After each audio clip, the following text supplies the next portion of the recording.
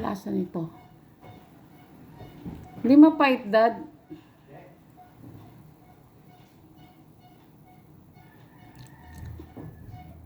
Ah. Naglasa yung turmeric, lemon, at saka malunggay. Pero much better ang lasa kaysa sa malunggay lang. Masim-masim. Dapat yata, sabi dun sa napanood ko, yung balat lang ng lemon, hindi kasama yung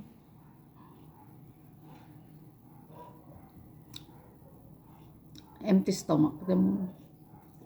Gawa ng turmeric.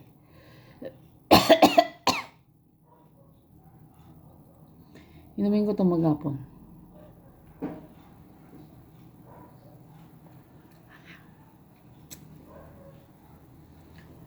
Ano kaya? Araw-araw ako minom nito. Matatanggal kayo mga bukol ko. Di man matanggal, di na siya lalaki, no?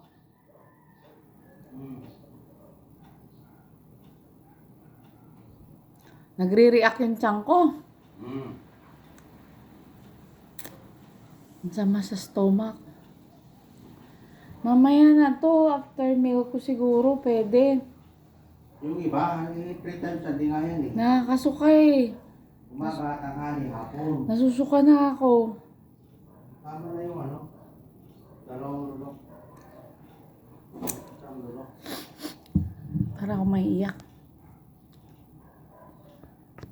Pinatira pa oh. Wala akong basong clear eh. Para makita nyo lang. Pang whiskey. Kahit imagining kong alak to, hindi ko kaya straight ko. Hindi ko ma-straight na mainom. Sa screen, kulay malunggay. Pero dito, mas lamang sa yung turmeric ang itsura. Hindi. Lumin mo. Magbilang ka ng 3. Tapos, Saka mo sabi mo kayo. sasalin ko dito. Oh my God! Naka-ready ka na ng tubig na kwan. Kasi Ang dami niyan. pag hindi mo makayanan yung kwan, uminom ka ng tubig. Ganon. Balikan ka.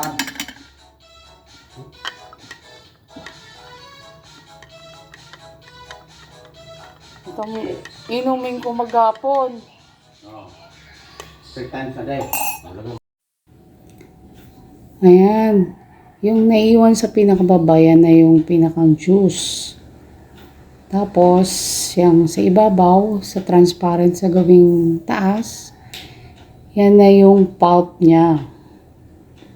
Ayan lang. Papasok mo na sa may butas. Then, pagka-on mo, maghihiwa-hiwalay na yan. Madudurog na siya. Pero yun o, yung pulp yun. Ganyan lang yan, paulit-ulit na proseso hanggang sa maubos yung gusto mong ilagay na mga luyang dilaw.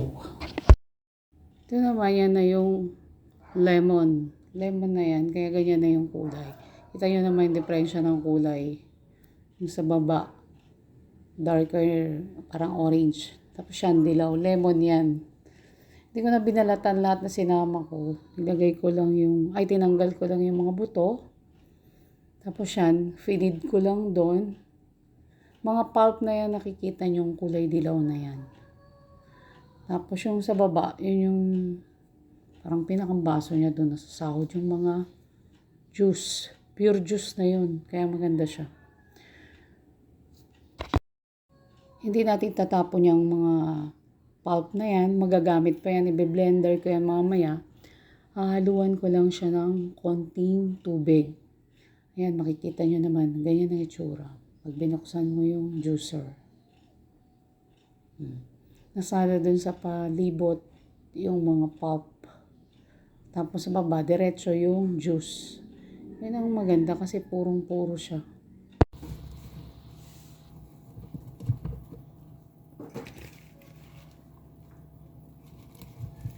Konti lang ito sa malunggay.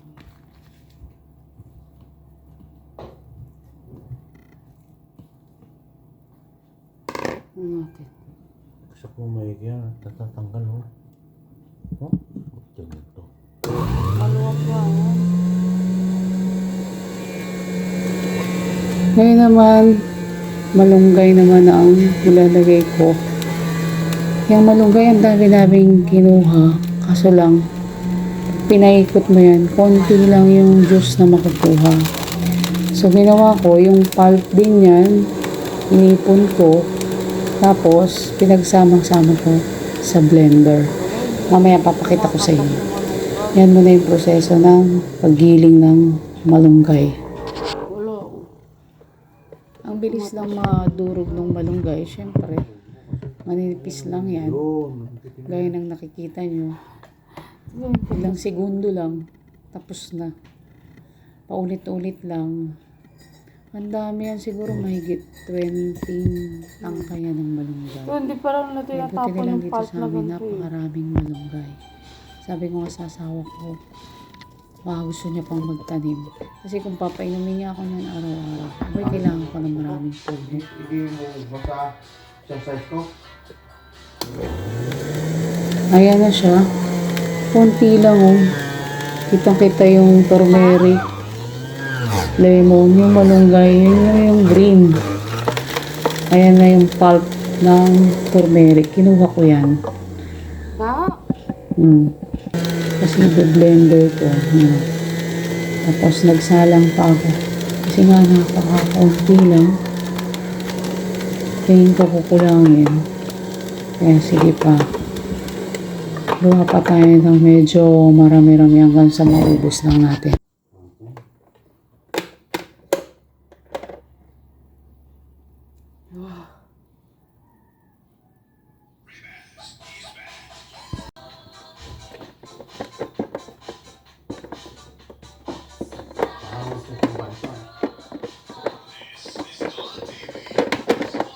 Ayun ito.